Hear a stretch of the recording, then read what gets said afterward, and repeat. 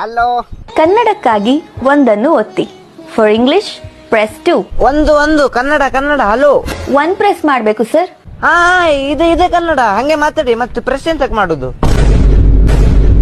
ಹೇಳಿ ಸರ್, ಏನ್ ನಿಮ್ ಸಮಸ್ಯೆ? ಸಮಸ್ಯೆ ಸಂಸಾರ ತಾಪತ್ರೆ.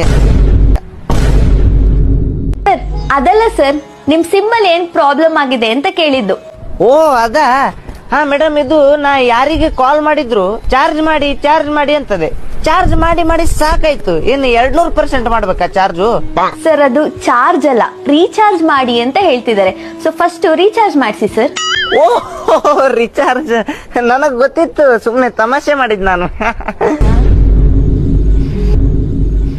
ಮತ್ತೆ ಮೇಡಮ್, ಮದುವೆ ಆಗಿದ್ಯಾ ನಿಮ್ದು? ಇಲ್ಲ ಸರ್. ಮಕ್ಕಳೆಷ್ಟು?